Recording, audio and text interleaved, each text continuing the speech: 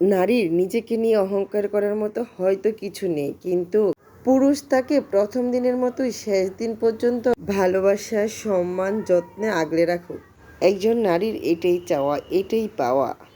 নারী নিজেকে নিয়ে তখনই অহংকার করে যখন তার স্বামী, সংসার, সন্তান সব কিছুই তাকে আগলে রাখে, তাকে ভালোবাসা দিয়ে ঘিরে রাখে। এটা ছাড়া নারীর অহংকার করার মতো আমার মনে হয় আর কিছুই নেই।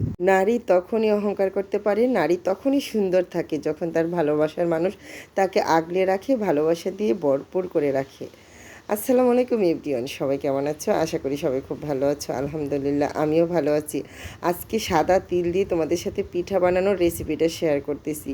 এই যে রান্নার শুরুতে দেখতে পাচ্ছ, আমি সাদা তিল নিয়ে খালি পাতিলের মধ্যে একটু টেলে নিলাম, তারপরে টেলে রেখে দিলাম। আর এদিকে চালের গুঁড়াটা কাই খুলে নিচ্ছি, তারপরে চিনির শিরা করে আমি নারিকেল দিয়ে দিলাম, তারপরে তিলটা একটু আধা ভাঙ্গা করে ব্লেন্ডারে সেটাও আমি দিয়ে দিলাম, দিয়ে একটা পুর তৈরি করে নিলাম। তিল দিয়ে যে কত খাবার তৈরি করা যায়, তিলের কিন্তু তরকারিও খাওয়া যায়। সেই রেসিপিটা না হয় কোনো একদিন তোমাদের সাথে আবার শেয়ার করব।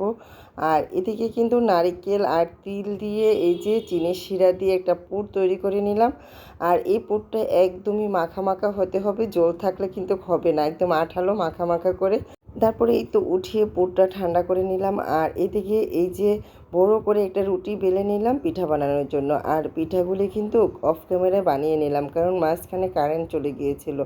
তারপরে এই যে পিঠাগুলি দেখো, কোনোটা বড় কোনোটা ছোট, কারণ এক হাতে যখন বানাইতে যায় না তখন সবগুলি কিন্তু একুরেট হয় না। ওই যে রাতের বেলা কারেন্ট চলে যায়, অধৈর্য, কিছু বড় কিছু ছোট, কিন্তু টেস্ট কিন্তু একই আছে। বড় ছোটোর কারণে কিন্তু পিঠার টেস্ট একদমই নষ্ট হয়নি। আর এত সুন্দর মচমচে আর তিলের ফ্লেভার, নারিকেলের ফ্লেভার, এই পিঠাগুলি এত মজা হয়েছিল।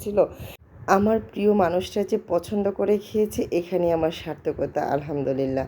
তো যাই হোক, রাতে খাওয়ার পরে কিন্তু কিছু পিঠা ছিল, সেটা আবার সকালবেলা সবাই মিলে খেলাম। খাওয়ার পর তো একদমই আমার মুখ মিষ্টি হয়ে গেছে, কারণ সকাল সকাল মিষ্টি খাবার আমি একদমই পছন্দ করি না, আর মিষ্টি খাবারটাই আমার পছন্দ না।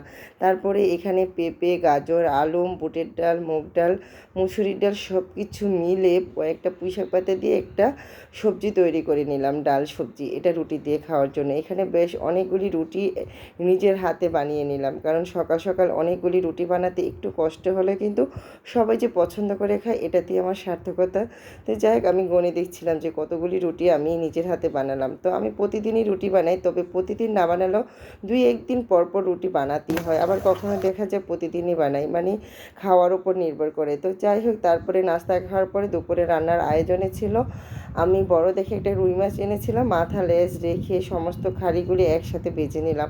সবগুলি আজকে রান্না করব না, কিছুটা বেজে রেখে দিব আর কিছুটা আমি রান্না করে নিব। তারপরে গাছ থেকে পুঁই শাক কেটে আলু দিয়ে পুঁই শাক দিয়ে ঝোল ঝোল করে রুই মাছটাও রান্না করে নিলাম। রেসিপিটা আর শেয়ার করলাম না, কারণ ভিডিওটা অনেক বড় হয়ে যাবে। আমার ভিডিওগুলি যদি ভালো লাগে, লাইক কমেন্ট শেয়ার দিয়ে আমার পাশে থাকবে। ও, আমার কিন্তু একটা ইউটিউব চ্যানেলও আছে, যদি ভালো লাগে আমার ইউটিউবের চ্যানেলটা সাবস্ক্রাইব করে নেবে। আজকের মতো বিদায়, আল্লাহ হাফিজ।